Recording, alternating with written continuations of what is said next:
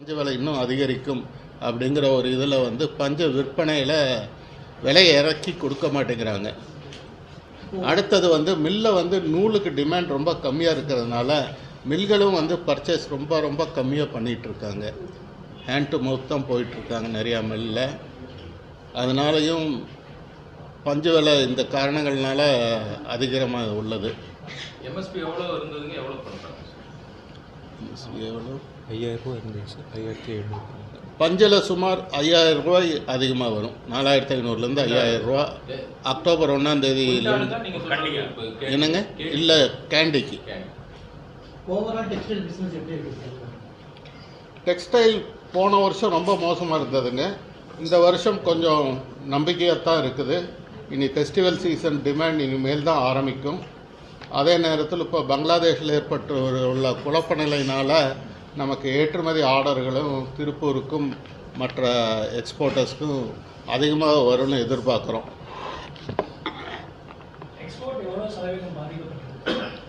எக்ஸ்போர்ட்டுங்க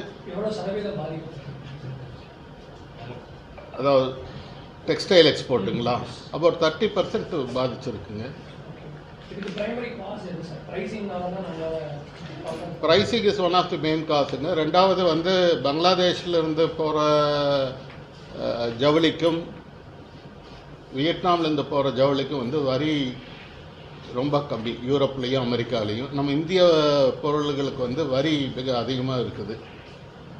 அது ஒரு காரணம். அதனால் காஸ்ட் கட்டுவழி ஆகிறதில்ல. ரெண்டாவது இங்கே இந்தியாவில் வந்து மீடியம் அண்ட் ஸ்மால் ஸ்கேல் இண்டஸ்ட்ரீஸில் நம்ம கார்மெண்ட் தயாரிக்கிறதுனால நம்மளால் பங்களாதேஷோட நம்ம காஸ்ட் ஜாஸ்தி ஆகுது. ரெண்டாவது பங்களாதேஷில் வந்து லேபர் இஸ் வெரி சீப். இங்கே நம்ம மினிமம் வேஜஸ் நம்ம கொடுத்தாகணும். அதனால் இங்கே வந்து லேபர் காஸ்ட் ஜாஸ்தி ஆகுது. அதுவும் ஒன் ஆஃப் தி ரீசன். பங்களாதேஷில் நிலவக்கூடிய சூழலை தமிழக அரசு சரியாக பயன்படுத்திக்காமல் இருக்குது அப்படின்னு சொல்லிட்டு அண்ணாமலை இது தமிழ்நாடு கவர்மெண்ட்டுடைய நடவடிக்கைகள் எப்படி இருக்கு? தமிழ்நாடு வந்து அவங்க இண்டஸ்ட்ரியை என்கரேஜ் பண்ணிட்டு தான் இருக்காங்க. இண்டஸ்ட்ரிக்கு சப்போர்ட்டிவாக தான் இருக்காங்க. அதுக்கு மேலே அவங்க வந்து மற்ற பங்களாதேஷில் இருக்கிற மாதிரி ஷாப்ஸோ அதோ ஒன்றும் கன்செஷன்ஸ் இல்லை. But Tamil Nadu government is supportive. திருப்பூரில் எடுத்துட்டிங்கன்னா அவங்களுக்கு வாட்டர் அவைலபிலிட்டி மற்ற அவைலபிலிட்டி எல்லாம் ஏற்படுத்தி தான் கொடுத்துட்ருக்காங்க. லாஜிஸ்டிக்ஸ்லேயும் இம்ப்ரூவ்மெண்ட்ஸ் இருந்துகிட்ருக்கு. கான்ஃபரன்ஸுக்கு மலேசியா, இந்த வருஷம் பங்களாதேஷ் வர்றது சந்தேகம். மலேசியாவிலேருந்து வராங்க, ஈஜிப்ட்லேருந்து வராங்க, யூஎஸ்லேருந்து வராங்க, இங்கிலாந்துலேருந்து சிலர் வராங்க. So the issues for this only is cotton pricing. So will you seek a policy intervention? Yeah, we have been asking for policy intervention. நீங்கள் பார்த்தீங்கன்னா 2007 வந்து இம்போர்ட் டியூட்டி இருந்தது காட்டனில். நாங்கள் போய் அப்போ வந்து இந்தியாவில் இருந்த காட்டன் எல்லாம் எக்ஸ்போர்ட் ஆகி இங்கே காட்டன் எல்லாம் மில்லு நிற்கக்கூடிய நிலைமை வந்தது. அப்போ வந்து அவர் பி. சிதம்பரம் ஃபைனான்ஸ் மினிஸ்டராக இருக்கும்போது we went and approached him. அவர் வந்து ஒரே வாரத்தில் வந்து immediately the duty was remove. காட்டனுக்கு வந்து 0 டியூட்டி தான் இருந்தது.